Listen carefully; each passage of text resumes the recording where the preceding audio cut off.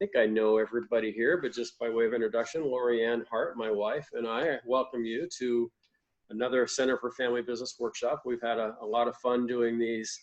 We'd much rather be in person at Mahalo College or at some other office right now doing this, but the fact that we get to do it because of technology is pretty neat. It's been nice to stay in close touch with everyone throughout this pandemic and to really keep the connections going and the education going. I'm excited to have Ryan Fratzke back from Fratzke Media. He and his brother James several months ago presented to our group at Mahalo Hall in the O'Brien Center. And now we get to do it this way. So we'll introduce Ryan here in a little bit. I'd like to do what we normally do when we're in person and literally go around the room. And I'm just going to go in the order of who's on my screen. So I guess Morteza, the Dean of our business school, I'll start with you if you just want to, name where you're from and what's been the big, in 30 seconds for each of us, what's been the big takeaway for you recently? Well, name is Morteza Ramatian, obviously the Dean of College of Business. The takeaway, I'm zoomed out in the past 3 months, 24/7, but this is exciting. Ryan is a very exciting presenter, so I look forward to his presentation. But basically trying to manage this giant ship called Cal State Fullerton and College of Business during this very serious crisis. And glad to tell you that everything's going good, better than what we expect, and hopefully we can sail through next semester as well. And thank you. Morteza, thanks for joining us today. It's always great to see when you pop up on the screen. Cindy Alush, right next to Morteza. Hi, I'm a member of the second generation of Hydroflow. We're on to our third generation. And we've been open the entire time of all this going on because we do defense work. But we're starting to test weekly for the COVID virus, and we have 300 employees, and we're starting to get some positives, so that's not so good. But, yeah. But we can't control what people are doing at home and on weekends, and so I just hope it all goes well. Yeah, I think we're all worried about what the protests are worthy and valid, and people's voices are being heard, which is fantastic. But the concern being that, what might come back as a result. So certainly we'll be watching that. Keep us posted, Cindy. We'll be keeping you in our thoughts and our prayers for thank you. The team there. David Jackson, haven't seen you in a while. How are things going with you, sir? Crazy. A lot of the things they're saying. We've did a very quick and fast move from all of our kids at school to having all of our teachers online, and I'm hearing the same thing from everybody. They're sick and tired of Zooming. They're finding it very, very successful. It's been great, but they want to get out, and we're trying to get things open for summer, and we're trying to get things open for fall, but everything is so much in a flux, and we can't seem to get the straight thing from any of the government agencies, from the education departments and the governor and the county, and it's crazy. It's really hard. And along with that, we found a school in San Juan Capistrano last November. We entered into escrow in December, and then we've been going through the most difficult situation. We finally closed escrow last week, and so now we own a pretty good sized chunk of property and a 850 student school that used to be Saddleback Valley Christian School and is now Fairmont School, and now we got to fill it. Yep. Right. David's with Fairmont Schools, as you heard him say just there at the end. So yeah, this is an interesting time for you right now as well. So thank you for sharing. Craig Harlan, nice to see you again, brother. Nice to see you all. So I'm Craig. I'm the VP of Sales for a company called Earth Friendly Products. So if you happen to catch Ed's podcast the other day, he featured my owner, Kelly Blahakas Hanks. So very well done on that, by the way. Thank you, sir. So we do cleaning products, better for you.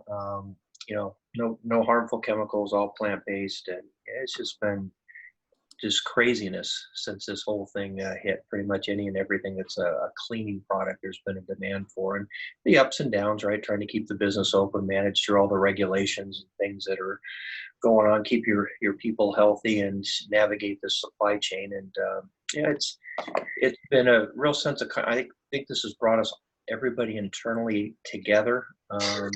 a whole lot better and tighter as, you know, we kind of go after this common thing and try and provide products to keep people, you know, healthy, safe, and well.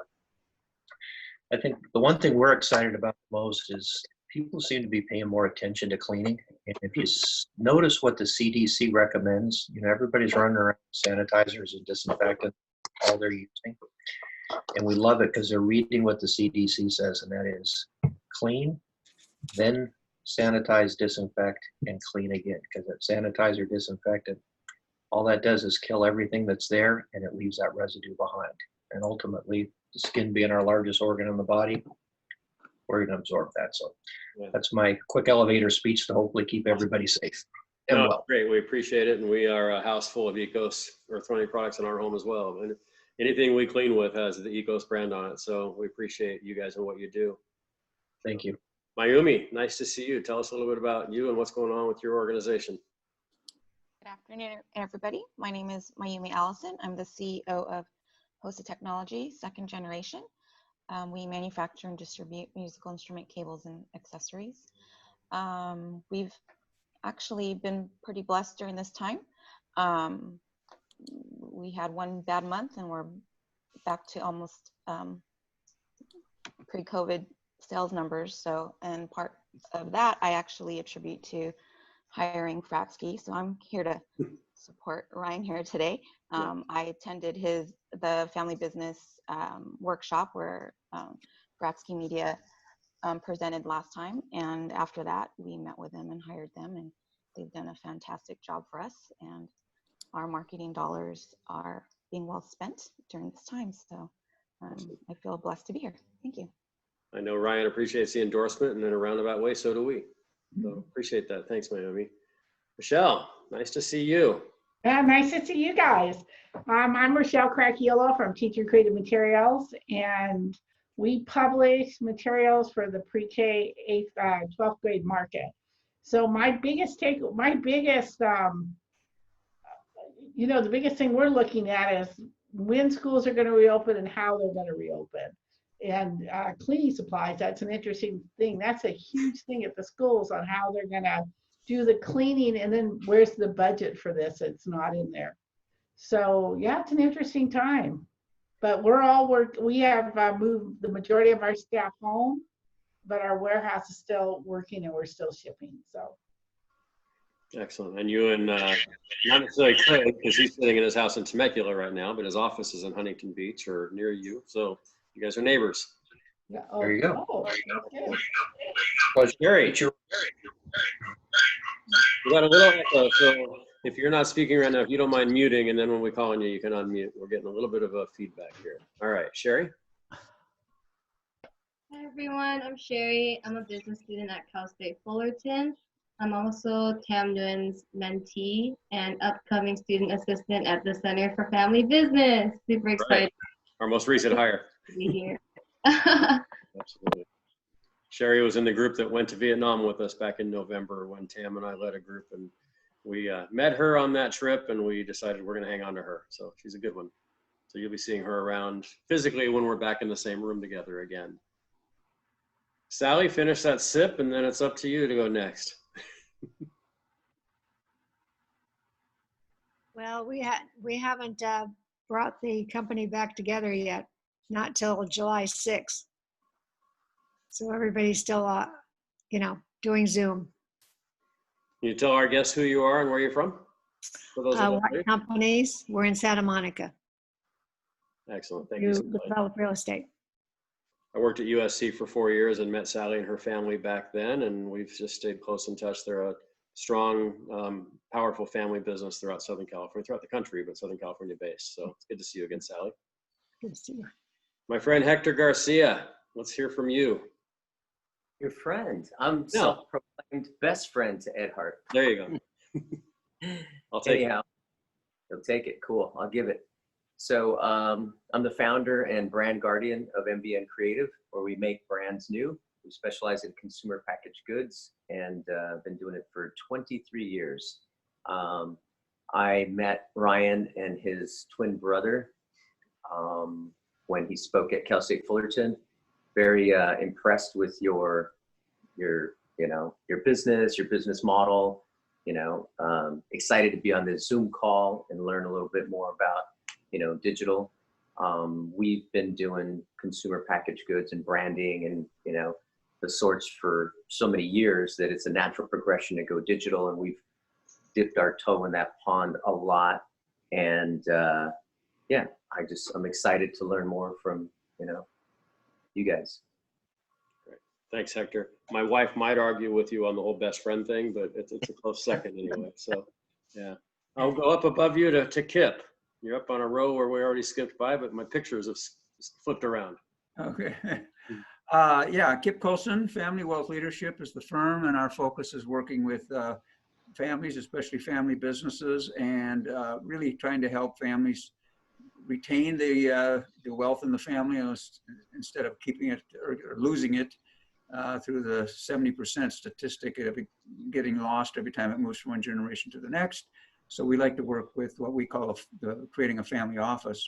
I do want to thank David for buying the Saddleback Christian, because I know I've got friends at that school and they got kids there, and I know they were going through some financial challenges, so that's great. Last thing is we had our first client meeting in the office today for a long time, and I've been going through hug withdrawal, so I was able to actually give somebody a hug today. Wow, nice. Don't tell the CDC. No. It's all under the radar here. There you go. Well, welcome, Kip. It's good to see you. I didn't hear what company you are with, Kip. Family Wealth Leadership. That's my firm. Okay. Family business. He and his son run together. His son's a Cal State Fullerton alum. So we have Both sons. Both sons. Right. Both your sons are Cal State alums. That's right. I think I only know Kevin though. So, all right, Frank Contreras, the resident attorney. Every big meeting needs to have an attorney, and we invited Frank. Well, I appreciate those kind words. I hope I can live up to those words. Good afternoon, everyone. Frank Contreras, Schulman, Bastian, Friedman, and Bowie. My firm is a legal sponsor for the center. I'm glad to participate, although I will have to drop off a little early. I've got a 2:30 call that I've got to join. This week marked my first week back into the office. I'm working Tuesdays and Thursdays in the office. Lawyers in my office are working staggered schedules. Our staff is adopting rotating schedules, and we're rotating secretarial days and things like that to try to keep with the protocols. We have remained busy. I've been working remotely. A very large uptick in business for our bankruptcy financial workout division. As you might imagine, we have a lot of clients who are dealing with a lot of financial stressors, and so we're helping them through those issues. News to note on the legal front, courts are now soft opening. I would counsel clients and everyone here that, if you're looking to get some legal solutions and legal remedies, to exercise some patience, because right now courts are giving priority to criminal cases rather than civil cases. Doesn't mean that you don't have remedies available. It's just that, things are moving slower than usual. In any event, happy to be here. David Jackson, if you're listening, I want to tell you that I've got a couple of girls who will be freshmen at Fairmont Prep.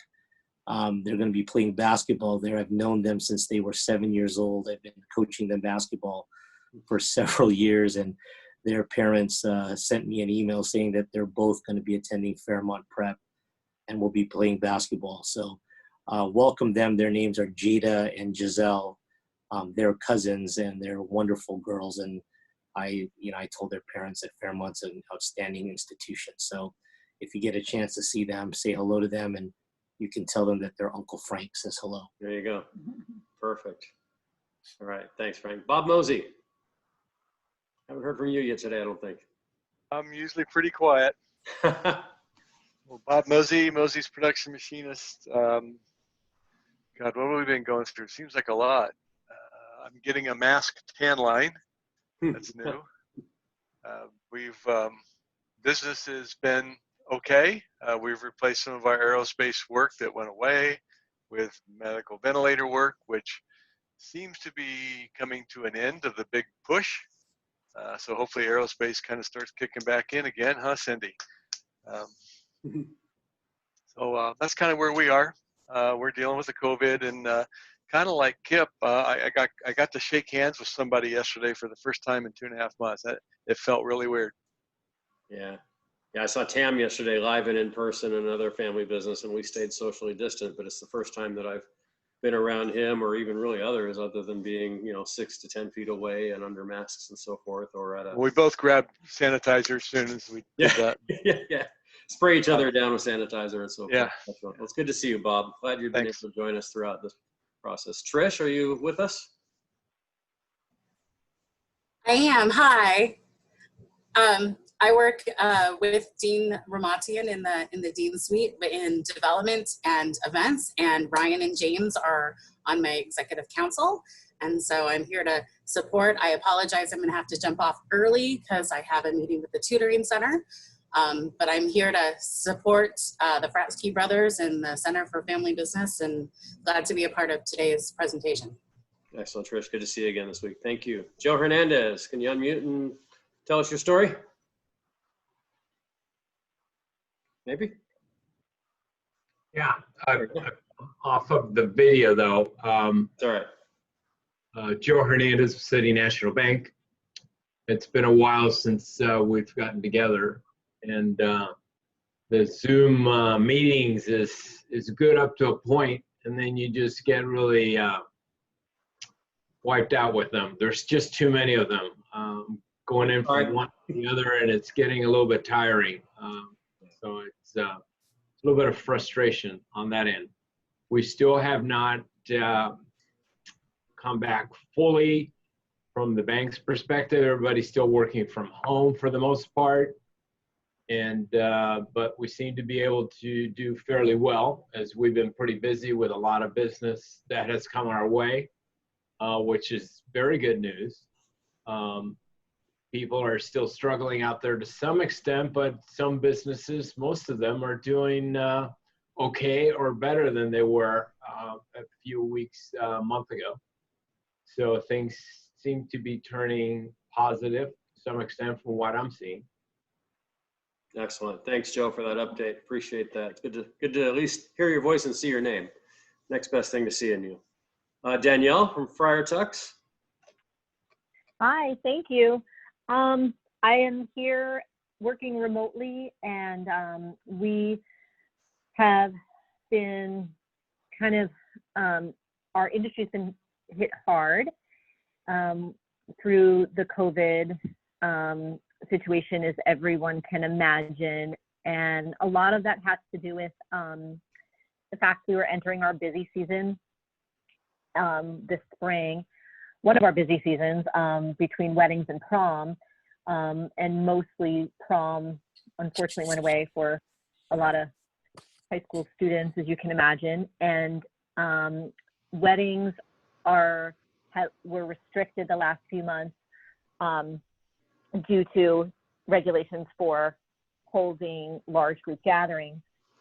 So the good news is in March, we were able to pivot pretty quickly and offer virtual style sessions.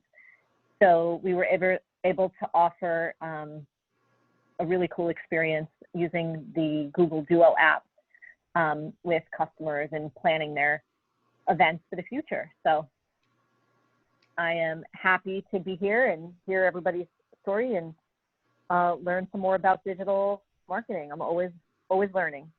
Awesome. Thanks, Laura. Danielle, it's good to see you again, or sort of see you anyway. Hear you. Priyanjali, name, rank, serial number. Tell us who you are and how things are going. Hi, Priyanjali Shah, Director of Development at Mahalo College of Business and Economics, and we are fired up with the $200 million campaign for the university, Center for Family Business being involved with that to raise as much money as we can to keep these programs going. Awesome. Good to have you with us as well. I think I've hit everybody. I don't think we've missed anyone. So I don't need to spend a whole lot of time introducing our speaker today. I will ask, as we introduce Ryan, he's going to be sharing his screen. He's got some visuals to take us through. So when we turn it over to him in just a moment, I'll ask that, again, we make sure that all of us, Lorianne and I included, mute and turn off our video. So all we should see is Ryan and his presentation. As you all know, Ryan and his twin brother James are Cal State Fullerton alums. They've been doing a lot of work over the years with, very large Fortune 100 companies around the country.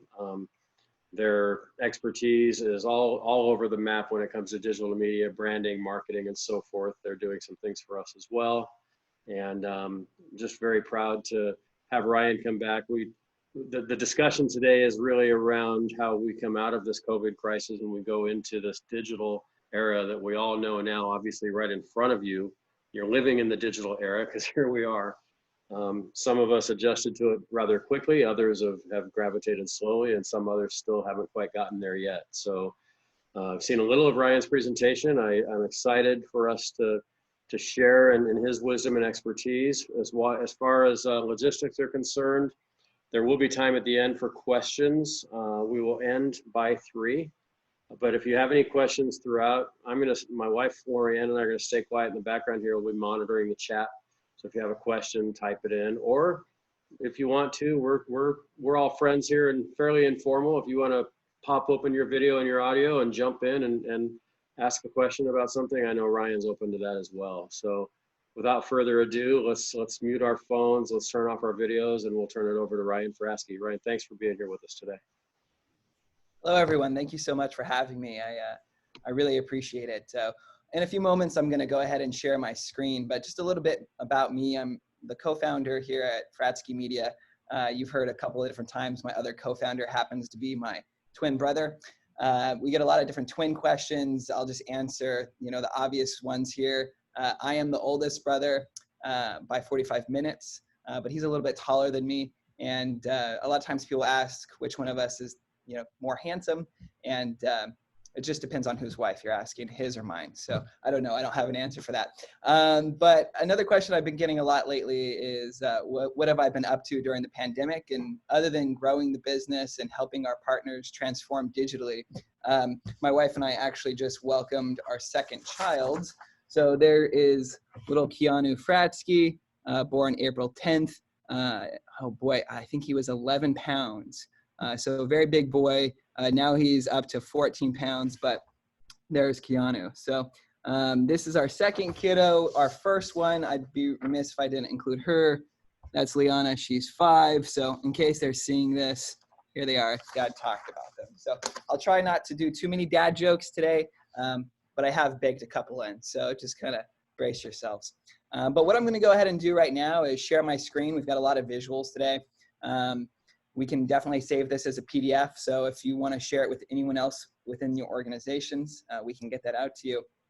And, and for those of you that are on the phone today, I just want to pat all of you on the back because digital is such a critical piece of how we move forward as family-owned businesses in the future.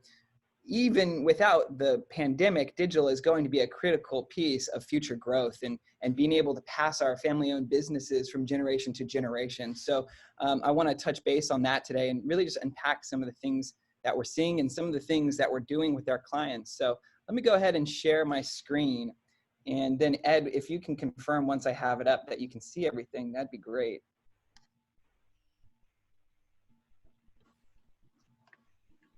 Not yet. All right, 1 second. Of course, I had to open preferences. Let's see if this works. How about now? There we go. Perfect. All right, so I'm going to go ahead and share this presentation. And then Ed, if you can confirm you see it, that'd be great. I'm going to make me small and get me out of here. It's good. For those that are not familiar, and I think by now 3 months in, most of us are, but in Zoom, you have the option up in the top right, if you're on a PC or iPad, to hit speaker view. So all you'll see is Ryan and his presentation. Otherwise, you're in gallery view and you're probably seeing a host of people. So we suggest go to speaker view so you see just Ryan and the presentation. And now I'm going to mute again. Take it away, Ryan. Awesome. Okay, well, we'll get the show on the road. So, today I want to talk about how the economic rebound will be digital and why it's critical that your family-owned business doesn't get left behind. And the one thing I want to say just here at the beginning is that this idea of digital being critical for future success is not a new thing, right? But what the COVID-19 pandemic has done it has accelerated consumers' digital-first mindset. So that's what I want to unpack and showcase today through data and through some case studies of what we're seeing with our clients. So before then, let me just tell you a little bit more about Fratzke Media. So we are a digital marketing consultancy, which is a little bit different than an agency. We're really focused in on helping our clients grow and essentially teaching them how to fish rather than just giving them a free fish like an agency may. So we're laser focused on transforming mid-sized and family-owned businesses into digital leaders. Our company is family-owned, it's battle-tested. Everyone on our team has over 10 years in marketing experience, and we've worked in marketing departments at companies like Disney, and we've worked with companies like Walmart and Whole Foods and Patagonia and Dollar Tree.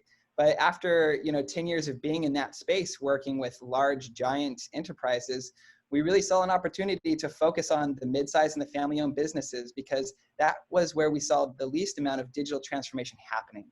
And coming from family-owned business, we don't run a business that our dad started, but our dad is a family business owner. Before then, our grandmother owned a business here in Fullerton. So we come from, many generations of business owners, and we took a step back and said, you know what, these family-owned businesses and mid-sized businesses really need to start getting into gear in terms of digital. And that's why we started the Fratzke Media consulting firm.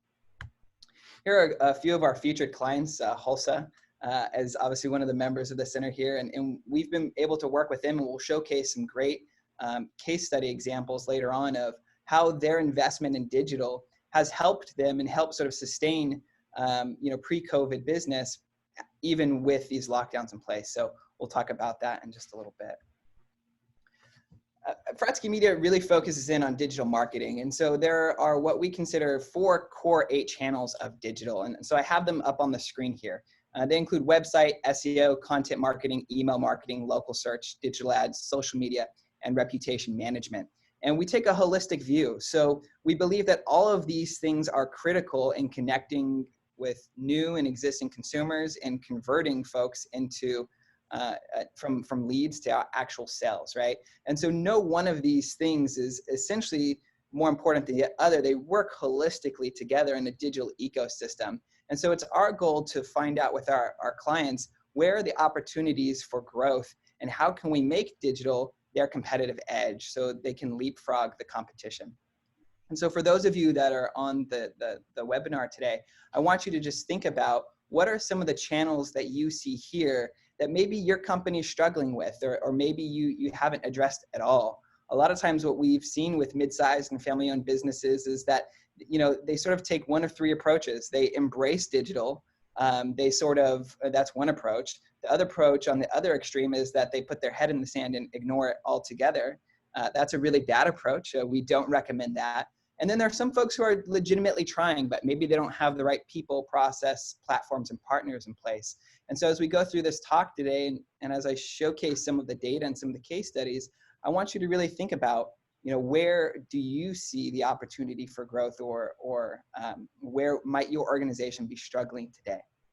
And so, if you want to, in the comments section for the Zoom webinar, feel free to chat, which one of these different channels that your company or your group might be struggling with. And what I can do is just sort of survey those as we're going along and make sure that we're touching some of those points. All right, so here's our agenda. It's going to go into 3 phases. Number 1, we're going to talk about consumer trends. So how is COVID-19 accelerating consumers' digital-first mindset? Then we're going to talk about what's the future, okay? I want to forecast with you what will consumer behaviors look like in a post-lockdown world. And that's really the phase that we're starting to get into now, right? There were essentially 3 phases. When the pandemic started, it was phase 1, everything about COVID. That's all we're talking about. Phase 2 was how can we survive in sort of this lockdown world? And now phase 3, we're going into what does it look like as things open back up? And I'll tell you right now, the data that we're seeing suggests that digital is still going to be a critical component for future success. And then, you know, the third part of this conversation, we're going to start getting practical. We're going to talk about crawl, walk, run. What are some of the steps from basic to advanced that your company could and should be taking to thrive in a digital first economy? All right, so here's the State of the Union. This is an up-to-date map. I just pulled it yesterday from, you know, where are there stay-at-home orders still today. The yellow states you're going to notice are sort of partially reopening. So in California, where most of us are today, it's interesting, depending on which county you go to, which city you go to, they're all sort of addressing the pandemic in a very different way in terms of their social distancing behaviors, face masks, et cetera, right? The red states are going to be New Jersey and the District of Columbia, DC. These are still under statewide lockdown rules, or district lockdown rules, rather. And then the blue states are ones that are reopening, okay? The gray states are states that did not have any sort of lockdown in place at any point. So let's layer that on top of, you know, we see which ones are reopening. Where are there still face mask requirements though? And so the red states are sort of statewide, face masks are required out in public. Yellow, it's gonna vary by region. So there's different areas within California where it's sort of optional. And then the blue states are where you see no requirements at all. So as things continue to open up, you know, people are going to be affected in their shopping habits, which we'll talk about, but their body language, how they interact with people. Do they give hugs? Do they give handshakes? Do they feel comfortable ordering food face to face? I mean, all of these things are going to be in the back of consumers' minds as things start to reopen and sort of get back to normal, if you will. So let's start off with consumer sentiment and get a sense for what are consumers in America thinking today. So one piece of data that I find fascinating is that the level of concern is dropping. So this chart here represents the percentage of consumers who say that they are extremely, very, or quite concerned about the coronavirus situation in their country. So the top line you see there is United States. I'm comparing this to China, which had the outbreak first and has lifted lockdowns, you know, sooner, right? And what you'll notice is when Americans were polled in March, around March 16th to March 20th, you know, the level of concern was the lowest that it's been since the pandemic started. Now, March 14th is about when the lockdown started in California, right? So what you start to see going into the later part of March and April is that level of concern peaked, you know, at 84 and 83%. But now what we're seeing in the latest poll taken in May is that it's starting to decline. Now, not by a lot, but it's down to 79% of folks that were asked say that they're very or quite concerned about the coronavirus situation. So generally speaking, we're starting to see a decline in the number of people who are feeling concerned, but still it's a large portion. Now, what's interesting about this is when you look at how concern is dropping, it matches up really interesting to the expected length of disruption, right? So the expected length of disruption is growing. So what this chart looks at is, you know, more people are now expecting the pandemic to take 6 months or longer to overcome. So when Americans were asked in March, only 52% thought that, you know, this situation would take 6 months to overcome. And what that essentially means is that, you know, the remaining 48% thought that it would take less than 6 months to overcome. But now when asked in May, this number has increased by 16 points and it's up to 68%. So what we're seeing is a decline in the level of concern, but sort of an increase in the level of folks who think, okay, this isn't going to be just a flash in the pan. It's going to take us a while to get past this. Now, what's interesting is when you look at how people are thinking that the coronavirus will impact their personal situation. So there seems to be a disconnect between personal and national financial impact. So only 34% of Americans who were polled here felt that the coronavirus pandemic would personally impact their personal finances in a major way. Those same folks were polled and asked how did they feel that the coronavirus pandemic would affect the American economy, and 87% of those same people felt that it would have a drastic or big impact on the economy in a negative way, right? So in other words, people are feeling optimistic. Consumers are feeling optimistic. They sort of say, hey, I think that this is going to affect the economy in a negative way, but personally, I feel good about my finances and my buying power and my savings account. And this could be for a variety of different reasons, right? There's a lot of influx of capital into the system through increased unemployment benefits, through PPP loans, and other various things that have injected some, let's just say, easy cash into the system that people are feeling like maybe they can go and make purchases. We were talking to a retail client of ours the other day. They have 5 locations within California malls. And they were saying that when the mall reopened on May 29th, sort of that first week afterwards, they were seeing Christmas-like revenue, right? So there was a very big pent-up demand for their product, and people were coming back and they were making purchases in a big way. Will that sustain or plateau? I likely think it will plateau and go back to normal spending for this time of the year. But the folks that we're talking to have seen an uptick in terms of their revenue after reopenings began. All right, so that gives you a sense of, how are people feeling generally, right? So what's the sentiment of the situation? Now I want to talk to you about the consumer mindset, and it really is leaning towards digital first. And I'm going to show you some data right now that's not only going to look at consumers from a B2C standpoint, but also from a B2B standpoint, right? Because, there's a lot of folks that we talk to within the Family Business Center or just mid-sized businesses in general that say, hey, you know what? A lot of these stats sound like a retail problem, but I also want to showcase that B2B is going to be seeing a significant increase in what buyers are expecting in terms of digital experience. So let's get into that. Now, before I show this data, I just want to kind of remind everybody about the power of habit. So on average, it takes people 66 days to formulate a new habit. And what's happened here in the US with these lockdowns is that folks have been forced, because they're at home and because retail and restaurants and different things are closed and business meetings aren't allowed, they've been forced to find new ways of doing things, whether that's through Zoom meetings or buying their groceries online and doing curbside pickup, right? And so if you look at the pandemic lockdowns from when it started to now, as we're starting to ease things up, people have now reinforced new habit loops. They've gone to digital first for their purchases. And what they found was it's actually can be a more frictionless experience, right? I'll just bring these kids back up. If you're a parent and you go on a weekly Target run, you know that it is extremely challenging sometimes to load your children in the car, drive to the Target, find the parking spot, get them into the Target, go make all of your purchases, right? Well, now that folks have had their eyes open to that digital first experience, they're saying, oh, this is actually easy. And so it's sort of people trialed it during the pandemic, and now they're going to adopt it in a lot of instances. So 45% of folks who had already adopted online purchasing, so they were already fans of e-commerce, plan to spend more time shopping online after the outbreak, right?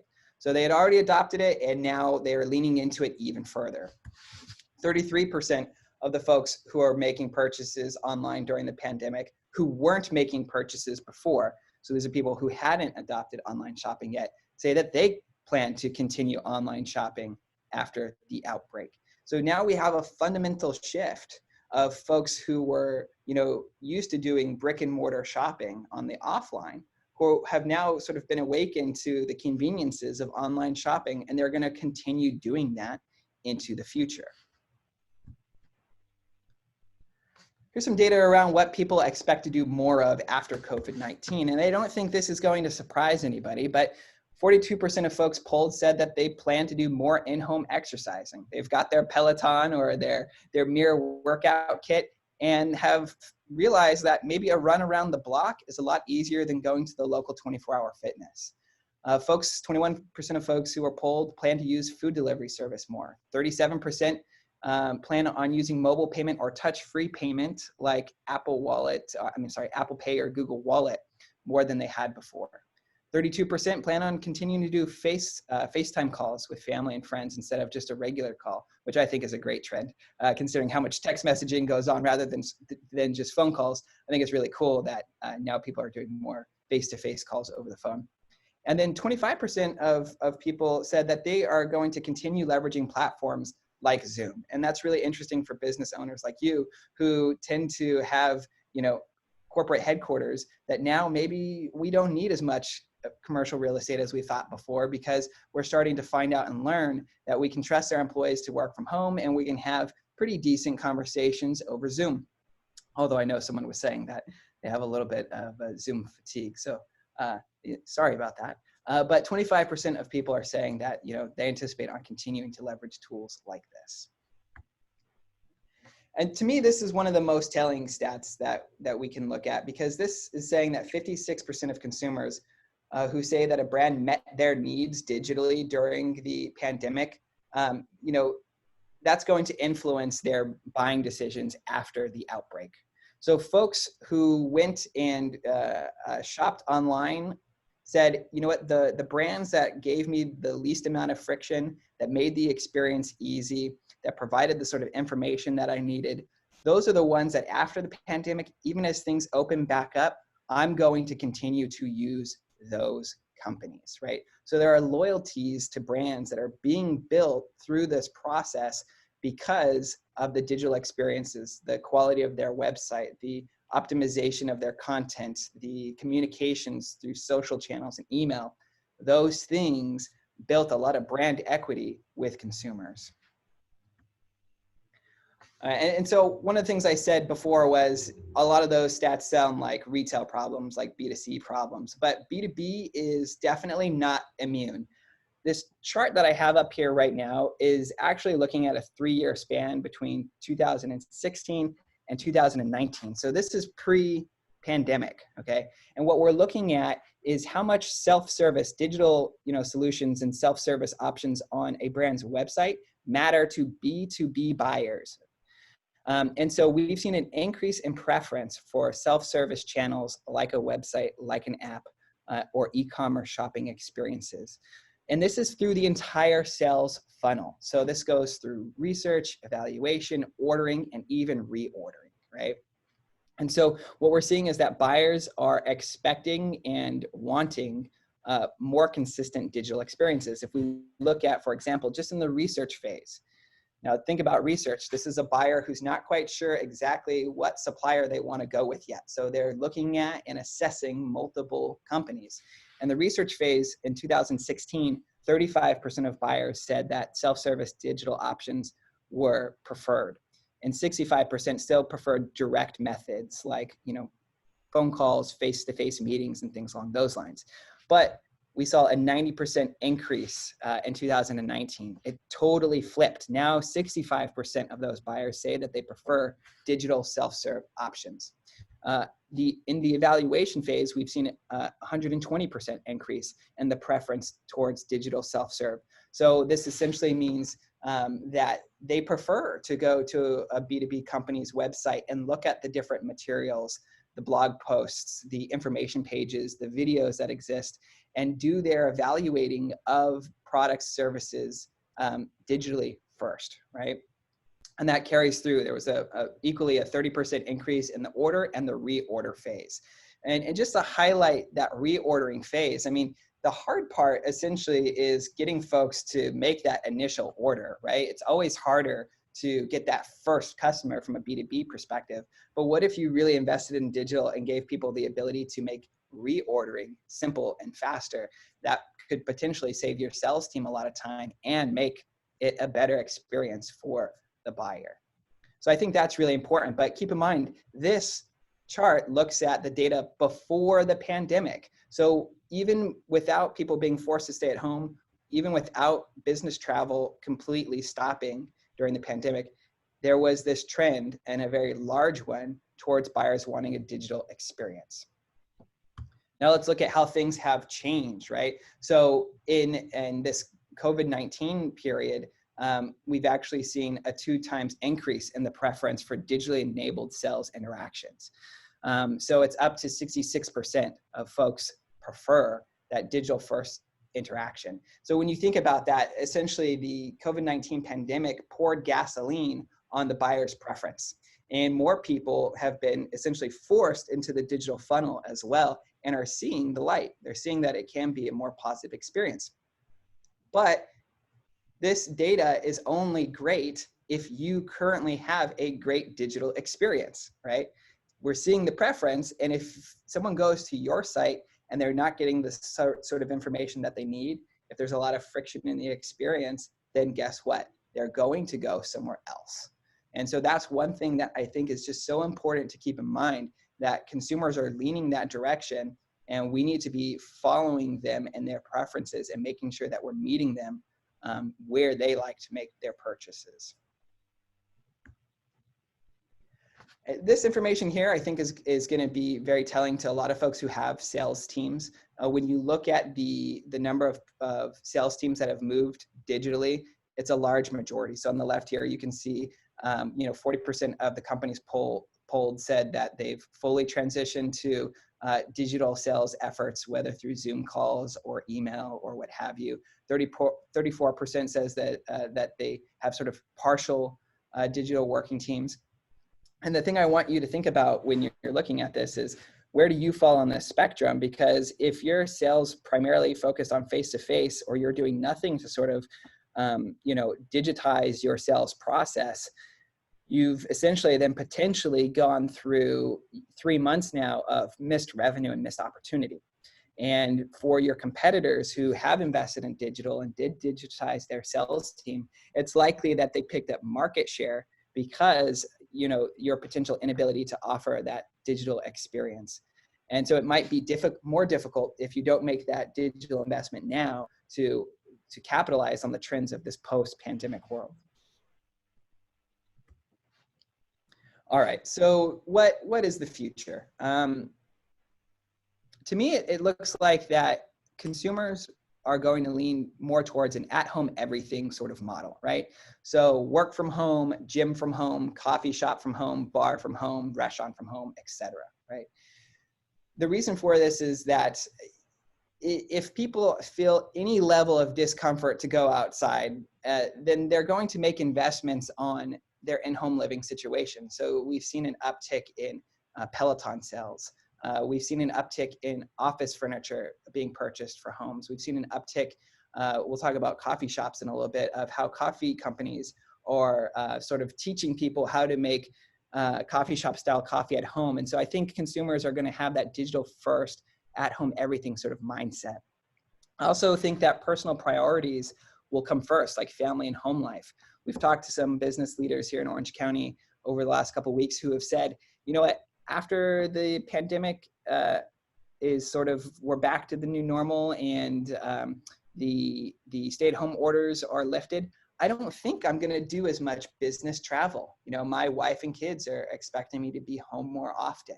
So I think we'll see that carry out in terms of where people are prioritizing how they spend their time.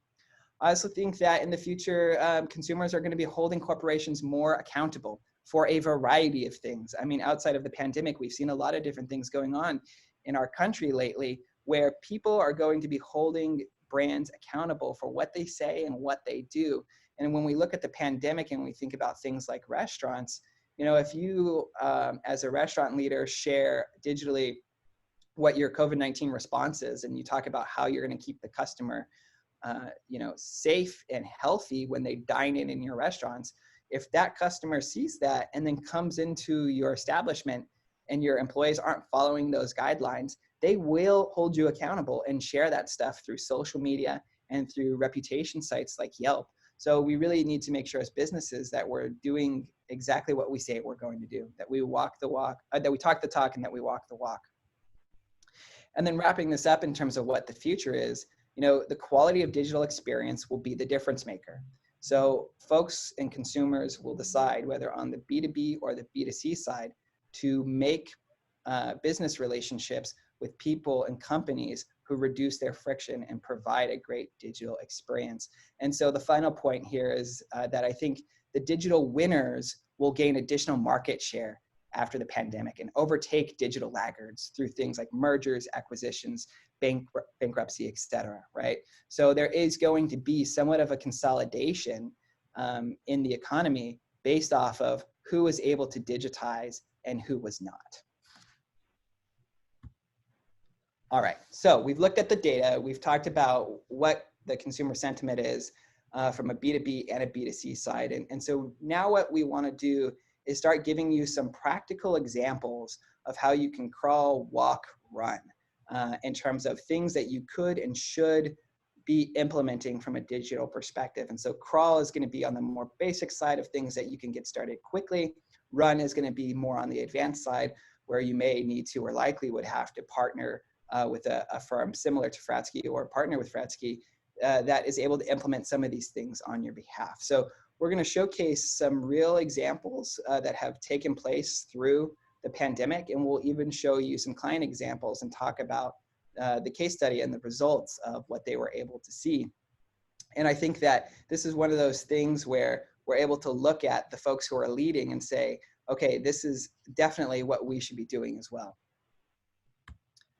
So before we talk about those examples, I just want to unpack two strategic ways of thinking. All right, so these are two strategic frameworks, pivots and OODA loops, okay? I think a lot of you have probably heard of pivots before. OODA loop may be new to you, but it's one that we really like here at Fratzke. So I want to unpack both. The thing that is similar about both of these strategic frameworks is that they are triggered by an outside event, right? So both of these frameworks can be triggered by the COVID-19 pandemic and the consumer trends that I just shared with you. So pivots, a lot of people have heard of pivot before. This is a fairly popular term. I want to share an example of digital giant Panera Bread, right? So pivots are when that outside force forces your company to make a business decision to go in a different direction or a slightly different direction, right? So for Panera Bread, they shifted from being primarily just a dine-in restaurant business to a grocer. I know that sounds kind of crazy. So what happened exactly? The pandemic hits, restaurants are not allowed to let people in, and Panera Bread starts to see a significant decline because although they have invested in an app and different digital ways of pickup, they are primarily known for their dine-in experience, and folks will come, grab their bagel, their coffee, hook up to the Wi-Fi and stay around for a while. So they see a significant decline in business, but what they still have in place is their supply chain orders. So they still have their weekly produce deliveries coming in, the fresh avocados and tomatoes and blueberries and ingredients for baking and whatnot, right?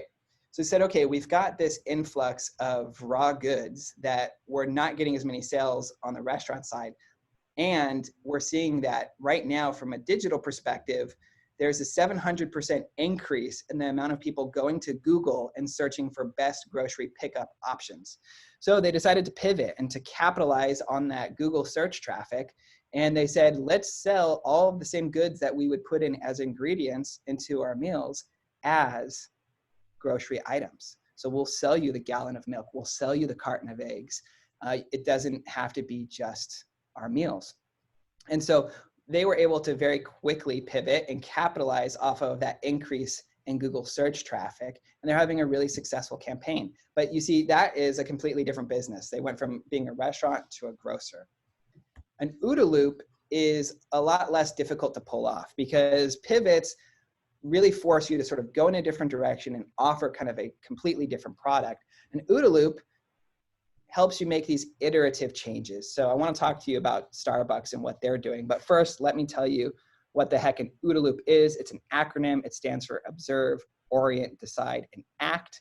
This is a military tactical acronym that was made popular by the US Air Force during World War II.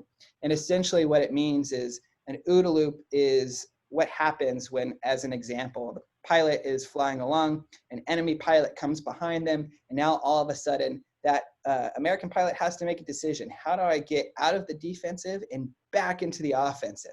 And so they have to observe their situation, right? One observation is, how many enemies do I have around me? Okay, I just have one.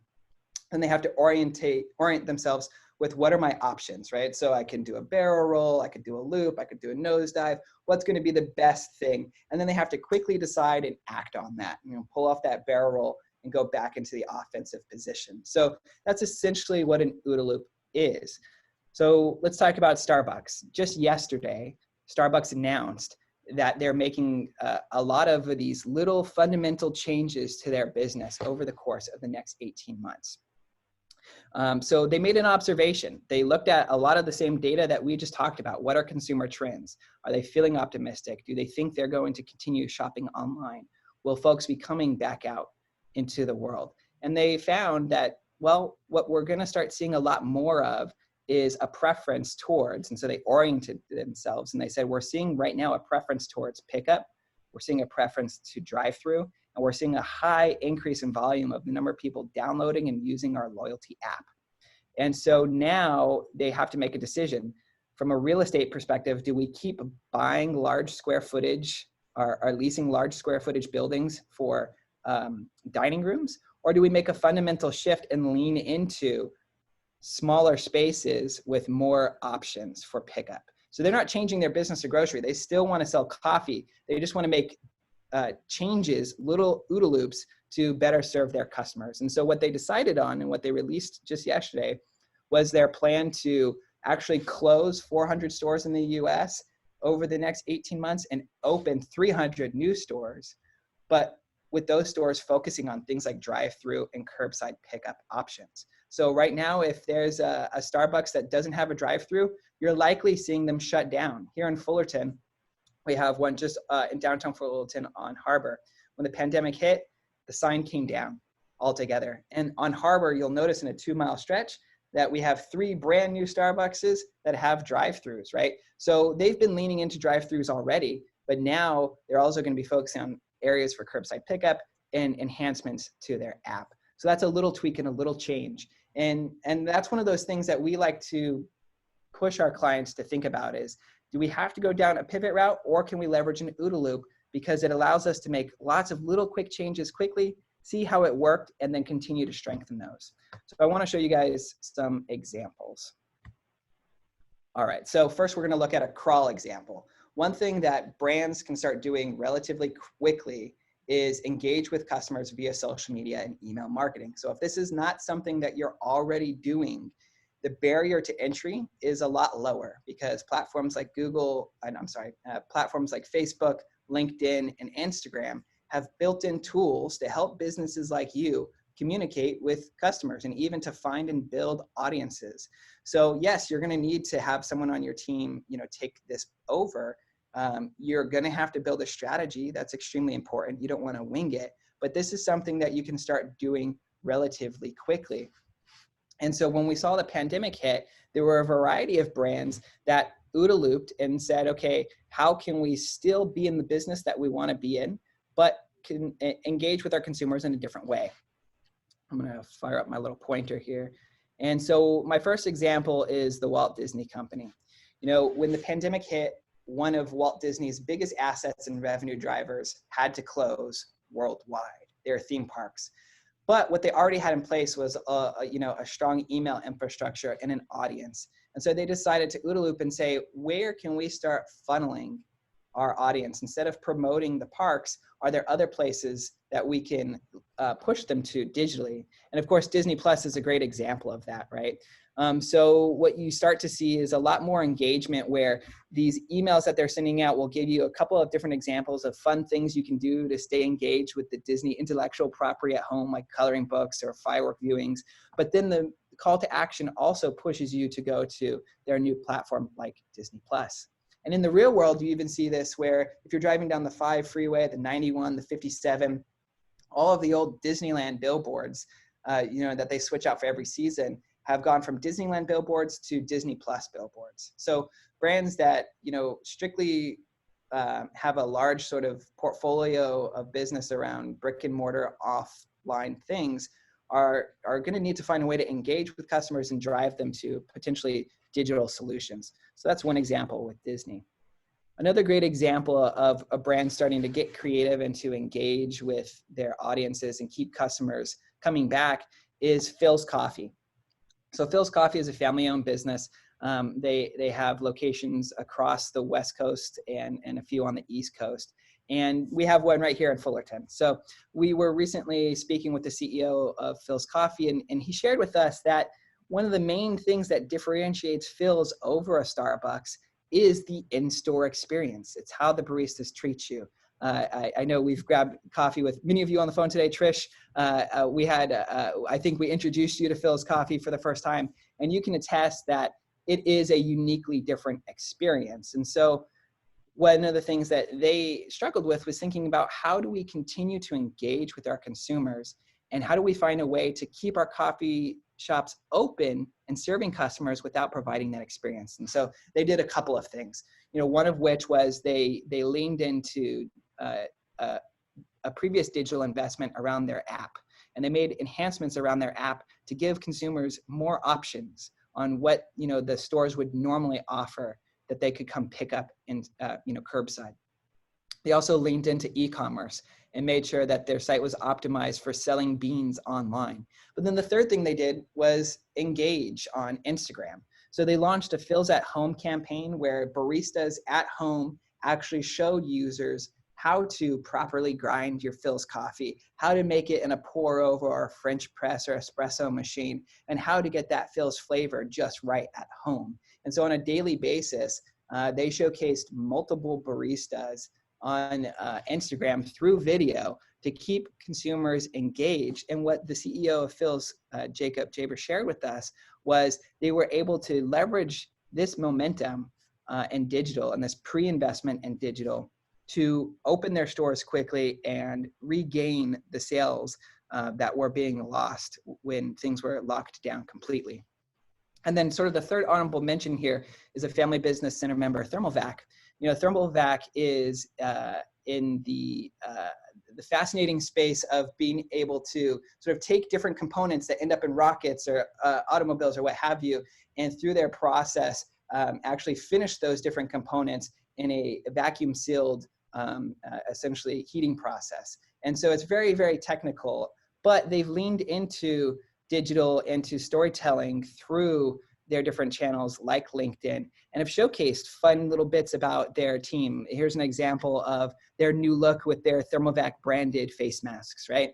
And so this is a way for companies to stay top of mind, and it's relatively low risk and low barrier to entry to start getting involved. All right, let's talk about a walk, kind of a more advanced tactic that we can leverage. And this is investment in search engine optimization, or SEO. Now, for those of you on the call today, SEO sometimes is like the boogeyman. You have never seen it. You have only heard it's hard and it's difficult. And so you sort of don't look under the bed because you don't want to deal with it, right? And let me tell you that yes, it is technical, and yes, it can be difficult, but it is so critical, because what search engine optimization essentially is saying, what are the things Google likes to see? Because Google's entire purpose is to connect consumers with brands that answer their questions or provide a service that's going to be beneficial to the consumer. And so Google likes to see certain best practices from your website, and the way that it's coded, the way that it's built, how fast it loads, how people interact with it, to say, yes, that brand, that company deserves to be the #1 link on the Google page for an unbranded search term. So it's critically important for acquiring new customers. And so that's why it's so important to invest. Because what you're looking for is organic traffic. You're looking for new potential customers to be exposed to your brand. So this is where we look at a case study with Halsa. So, Halsa is not going to be a B2C play. They're a B2B play. But one of the things that they need to do as a brand is help expose their products out to potential consumers, so that those consumers go to their various dealers to go make those purchases and to buy the Halsa cables and whatnot. So one of the things that you'll notice here is, from a digital perspective, there was not a huge investment around SEO in the years 2018 and 2019. So you see here with these dotted lines, the dotted black and the dotted purple lines, in 2018, the purple dotted line, there was a decline in organic traffic. And what this essentially means is that for all their various products and SKUs that had web pages, they were seeing less and less people come from Google to their website. In 2019, we continued to see that decline, right? When our team came in, what we did was we did a full assessment of where are they at from an SEO perspective in terms of following those best practices that Google likes to see. And we put together a strategy that followed those best practices, that took a look at the back end, the front end, the keywords, the metadata, et cetera, and put together a strategy and implemented one that followed those best practices. And so you'll see here with this red dot, this is sort of the beginning of March. If we backtrack at the beginning of 2020, we were continuing to see that decline in organic traffic. Here's where the lockdown started. This green star represents when we implemented the new SEO strategy. And what you start to see is after that implementation, we're starting to see growth. We're taking lift off, right? So now we've seen a 39% increase in terms of the organic traffic. And what's beautiful about this and what I love about this, I mean, it gives me goosebumps just to see it, is that this is a complete change in direction in terms of the traffic. And what it took was a strategic investment in making the right moves from an SEO perspective. So if SEO is something that your team has ignored, more and more folks are going to be leveraging digital based off of what I showed you in the stats earlier. And people are going to be judging you based off your digital experience. So this is really critical that you're able to, A, capitalize on optimizing for search and driving traffic. The second thing, though, that's going to be critical, and this gets into a run strategy, is you need to optimize your website for conversion. So why is this a run strategy? Because whenever you start getting in and tweaking the code of a website, it definitely is going to require a partner, right? A partner that's able to go in and make those digital enhancements and digital changes, that has the ability to do coding and things along those lines. And so we'll come back to Hulsa. So we're driving that traffic, but now it's important to, like I mentioned a few times today, reduce friction to give the consumer an easy experience. Hulsa does not currently have an e-commerce experience. They do not sell the products directly. But what we wanted to focus on here was reducing friction for consumers and helping them find where to buy products.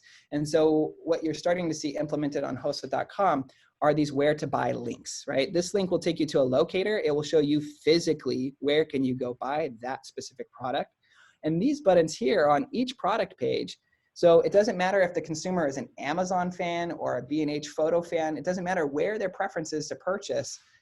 This will take that consumer directly to the product page where they can quickly make a purchase. So this reduces friction, and this is one of those ways that you capitalize on that SEO growth.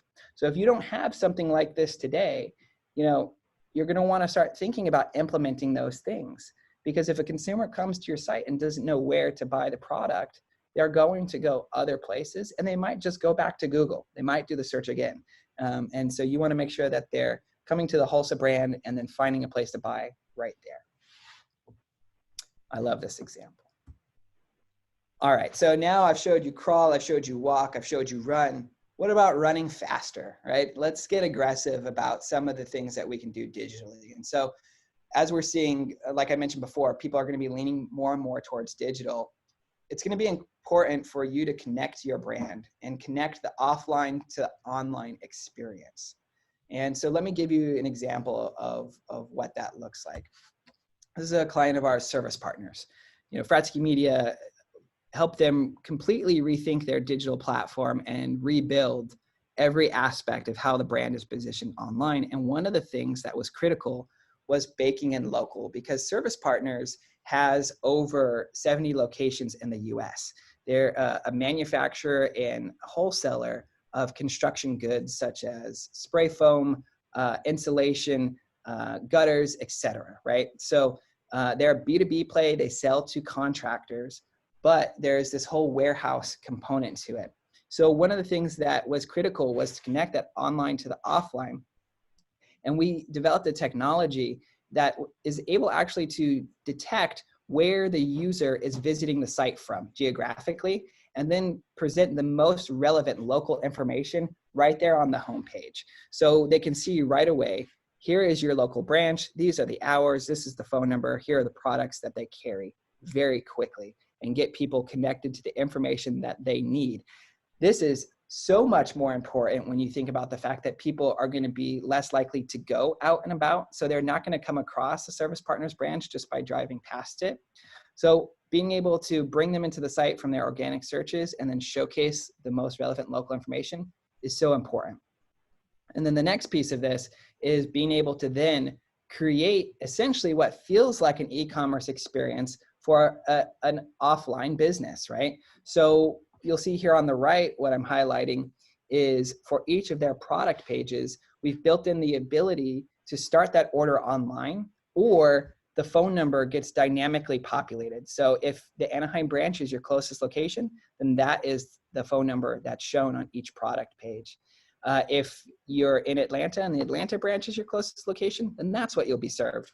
And on the back end, all of this gets routed directly to the local sales representative for that branch. That was funny. My watch thought I was talking to it.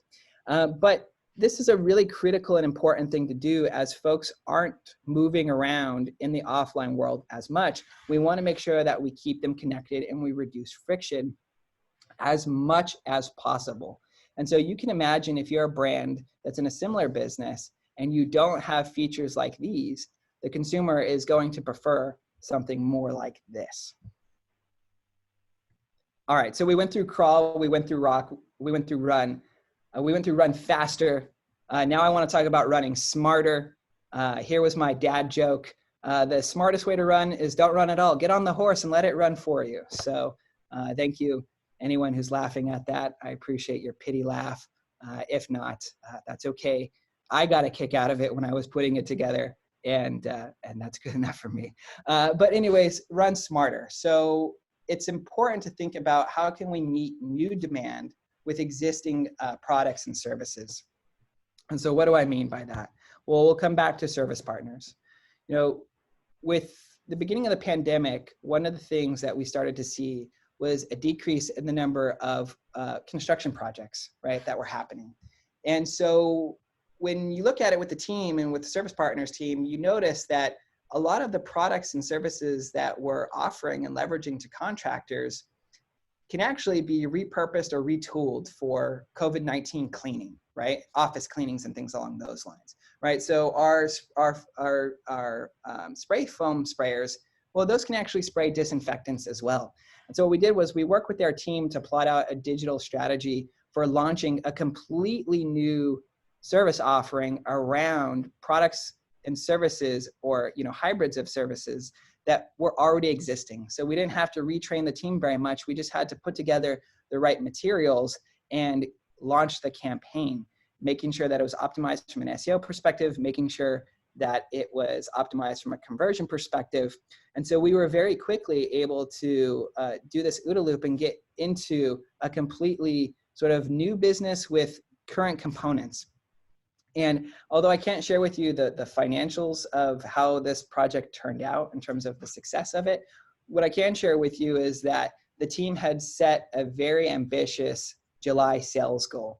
We were able to launch this campaign back in March, and they hit that sales goal, that aggressive July sales goal, within the first 2 weeks of launching this campaign in March, because it just capitalized so well on the new demand and provided a seamless and clean experience for contractors to start, buying these different components for offering office cleanups and things along those lines. So super critical, and this is why it's important to think about that OODA loop model and think about how can we be agile, how can we observe, orient, decide, and act quickly and launch new digital campaigns to really meet the customers where they are and with what their needs are.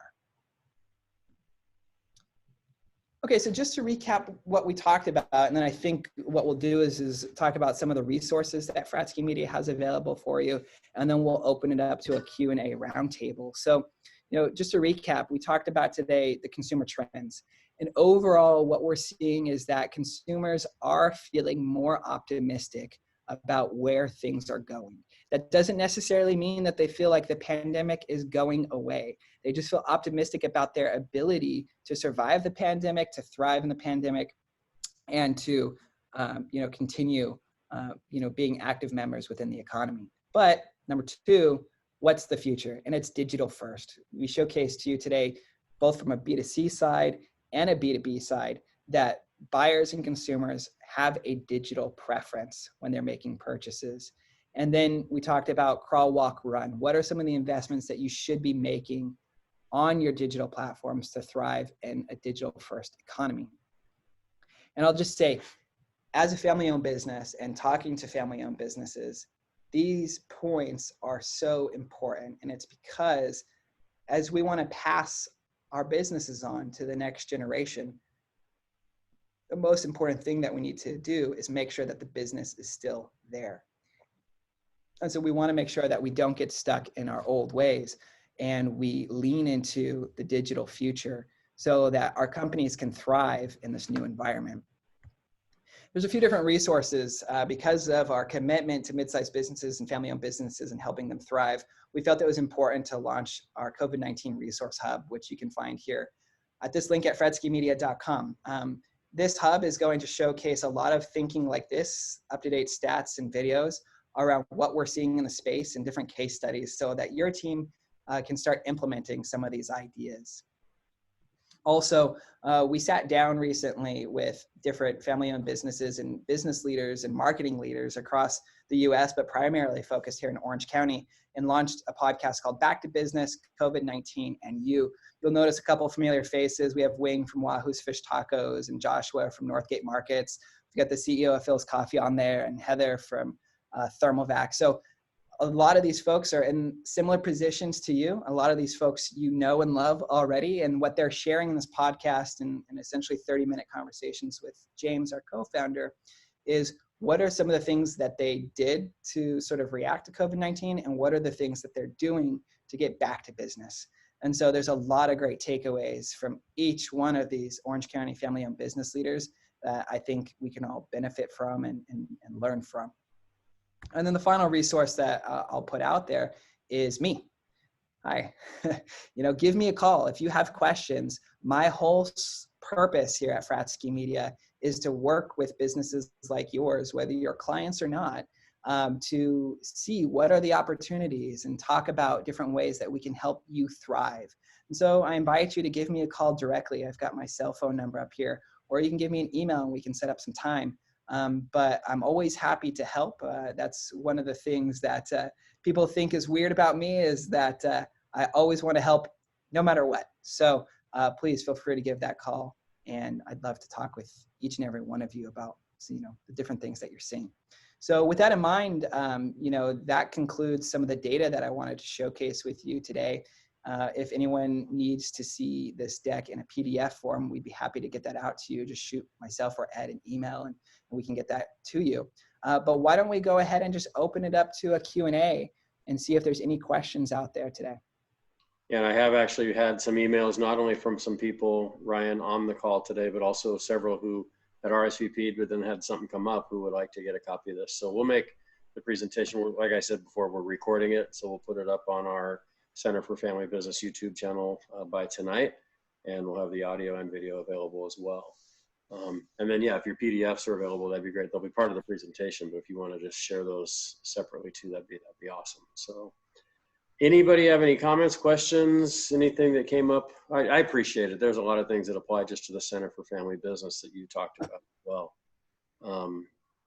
So Alicia just says, consumer survey data during COVID was very helpful. Thank you. You got it. Very, very spot on and very much on trend. It's Craig with Ecos. Very nice job. Thank you. You got it. It's exactly what it's going to be our new normal. Absolutely. Yep. I don't think we're going back to the way things were. We're just going to adapt and to use your term earlier in the presentation, pivot. And I love, you taught me the OODA loop recently when you and I spoke on the phone a couple of weeks ago, and I've used it probably, I don't know, 5 or 6 times since in talking with clients and so that's been very good. I appreciate that. It's catching on. It is. There you go. Yeah, it's only been around for 70 plus years. It's starting to catch That's right. So, any comments or questions from anybody before we wrap up? A couple things will come. Will recording this be available? Yes, I will send this out. I'll upload it, Alicia and others. As soon as we're done here, I'll upload it and we'll send it out and put it out there available for everyone. We'll also put it up on our Center for Family Business website on the events page. Right. Well, one thing I'll say and we still can have a couple minutes for questions, but for those of you who aren't raising your hand right now, that's totally okay and 100% understandable. The thing to keep in mind is, and it's understandable because you may have questions and you just don't want to ask them in front of everybody. So please feel free to reach out and I'd be happy to have those one-on-one conversations. But a lot of this information sometimes can feel so big and hard to sort of get things going that it's almost overwhelming. And I completely get that. So I just want to tell you all that it will take time to implement a digital strategy. You have to look at the strategy. You have to think about your people, your processes, your platforms, and your partners that you have in place. It's not necessarily easy to go in and just redesign a website. You want to make sure that you're doing it for the right reasons and to accomplish the right things. So if you have different questions and you don't want to ask them right now, please do feel free to get in contact with me because I'd be happy to help. I just want to jump in and say how much I appreciate this too. And unfortunately, just before you started your part, I lost contact, which I haven't had that happen before on my connection. And then I got an urgent phone call and I didn't get back on it. So I missed most of it. So I'm looking forward to the video, but you have always impressed me so much. And some of my team made a huge mistake not hiring you after your last time at Cal State Fullerton, and we want to talk to you now. So I sent you a chat and said, please give me a call. My assistant is going to be setting up something with you. A few things have changed that have really opened the door for us. Well, thank you, sir. I've appreciated our conversations, and it was so neat to hear that you have moved into this new campus, or you've closed on the new campus, because as I walked through, I spent a few hours going through the campus and speaking with your students, and it's amazing what you guys are doing there. So I'm happy to see that you're sort of spreading that across California. So that's awesome. Congratulations. And I just would see as some of your presentation, I really see it. I think we have more opportunities now than we've had in the 67 years we've been here to really do a lot more and improve on some of this stuff and still give a fantastic on-campus education, but do a lot more with the remote learning that we're calling it to help families to make it more workable for everybody. Great. Thanks. Question came up here, Ryan. How long does it take for website changes to have a positive impact on SEO on average? What would you say? Yeah, from an SEO perspective, I look at it in 3 different windows, 30, 60, and 90-day increments. And then keep in mind, it's never ending, right? So it's not necessarily set it and forget it. But when you implement an SEO strategy that's rooted in best practices, that's capitalizing on the search opportunities that are out there and is answering questions for your consumers better than your competition, you're going to start seeing, essentially, as you saw with the Hulsa example, some instant impact, right? There are certain things that are going to start happening very quickly, but you're going to really start seeing the max peak results of that implementation about at 90 days. And then that's where you start getting into OODA looping and making adjustments and making those tweaks, because it's never set it and forget it. We have a partner called Factory Reproductions that was kind of at the bottom. They were average position on Google was page 7. You could hide a dead body in page 7. No one's going to find you there. Now their average position is number 1. And what we started to see after 90 days is competition copying. So we started seeing competition where their site started to look exactly the same, and the way they teed things up started to look exactly the same, right? And so guess what? When you make a splash digitally, people tend to notice. And so it's never going to be complete. But when you establish the leader position and you take spot number 1, it feels so good. And so you feel so energized to keep it going. But yeah, 30, 60, 90 days is typically how I like to look at it. People are going to come after you any way they can, even if it means that they copy you. That's right. It's great being number 1, but the target on your back gets a little bit bigger. So imitation's the greatest form of flattery, they say, right? So Excellent. Any other thoughts before we wrap it up today? Appreciate those of you joining us again. It's recorded. We're going to put it out there. I know that next week when we're rebranding our Center for Family Business newsletter, our marketing team at Mahalo is in the process of doing that. So our next Family Business 5 newsletter will go out middle of next week, and this will be featured along with some plans that we have for our Family Business Hall of Fame that we will be announcing next week. Some of you already know about, but we'll make the official announcement next week as well. Cindy or Sally or anybody else on that whose picture I can actually see? Any thoughts, questions before we wrap it up for the day? Not for me, no. Thank you, Cindy. I thought he did a great presentation. It was fantastic. Thank you. I appreciate that. I'll tell my daughter I did a good job. There you go. That was a highlight, seeing your kids. So no, that was one of the many. So they're my highlight too. Absolutely, absolutely. And now you get to go back home and see them. So, well, thank you everyone for being with us today. For those that are watching this online who didn't have a chance to be with us today, if you visit our website, CSUFFamilyBusiness.com, we're doing our best to put content up from all the workshops and events that we do. We do Friday calls where we just have kind of a roundtable discussion where we just talk about issues from the week and what family businesses are thinking about and worrying about and how we can all help each other. We'll do one of those again tomorrow.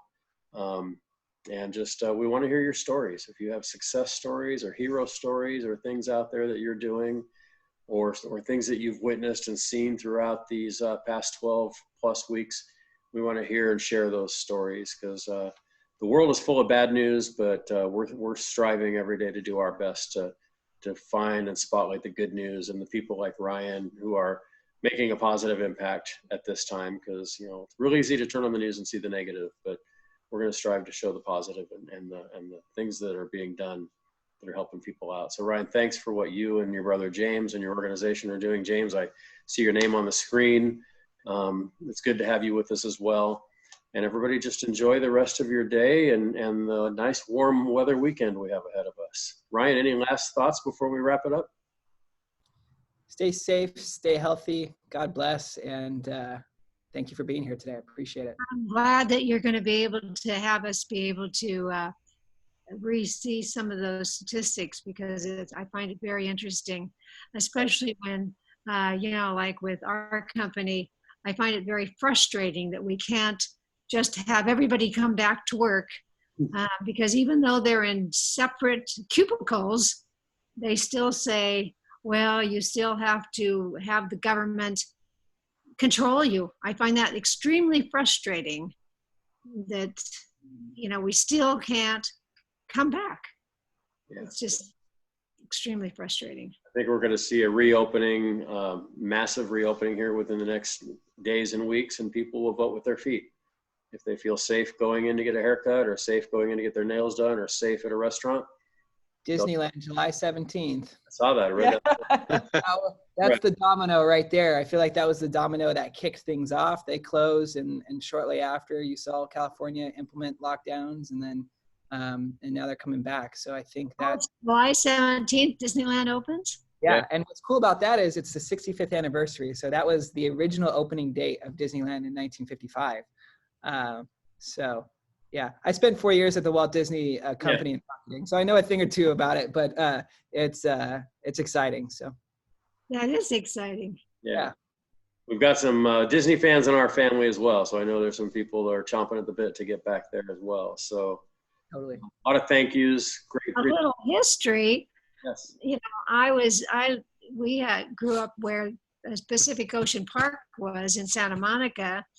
And that was always so exciting. But then when Disney opened, that was exciting too. But because of Disney opening, then Pacific Ocean Park, which was POP, that's how old I am, then they had to close because they didn't get the people going to POP.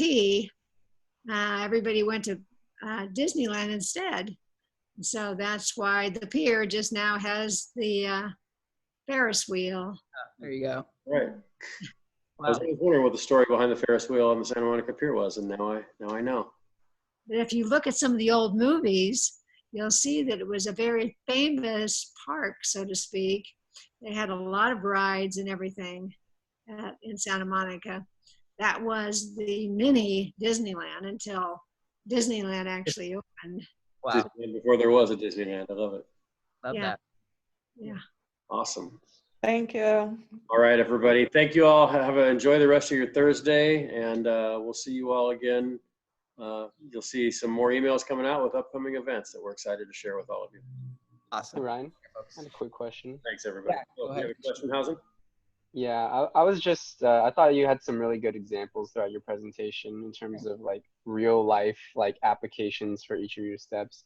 I was wondering how you like came to those conclusions, like for those examples, right? Like how did you come to use like Starbucks and Disney as examples for what you were presenting, right? Did you go like, oh, so here's what I want to present. This is it. Let me find an example of that. Or can you kind of walk me through the process of how you selected those? Well, it just comes through, thank you for the question. It comes just through historical knowledge and being tapped into what's happening, right? And so forcing yourself as a marketer every day to be aware of what's going on and being just a student of the game constantly. So that's the first part of it. Second part of it is for 4 years before starting Fratzke, I worked as a consultant for a digital technology, marketing technology company, and worked directly with the Starbucks, the Walmarts, the Disneys of the world, and helping them build out their digital strategies. And so I just know people at those various companies and tapped in with them on LinkedIn. And so I just see a lot of different stuff and just kind of create a log over time of examples that I can pull from and whatnot. So. So it's like kind of through like your relationships. They're like, oh, yo, this is what we're doing at Disney. And then Sure. it's like, and oh, just okay, having a drive to be always learning, right? So just setting those Google alerts, following those different news outlets, following the companies on a monthly basis. I'll go to what we describe as digital giants, right? Because we work with mid-sized companies and we try to make them digital leaders. But it's also important to stand on the shoulders of giants. Sir Isaac Newton said that. And sort of see further because you can see what they did, right? And so I just make it a habit to go and look at, okay, well, what is Walmart doing? What is Target doing? What is Disney doing? What is Starbucks doing? Looking at their site, downloading their apps, using those things, and just being involved. So. Okay, I really appreciate that. Thank you. You got it. I'm hearing you say, Ryan, that I got from my dad when I graduated from college was never burn a bridge. If a relationship with somebody from a past part of your career, you never know when that relationship will be of value to them or to you or to both. Totally true. All right. Well, thank you everyone for your time. I appreciate it. Thank you, Ed. I appreciate you. Take care. Great to see everybody. Enjoy the rest What's of that? Thanks. Oh, I will. Thanks, you got Ryan. it. Bye-bye.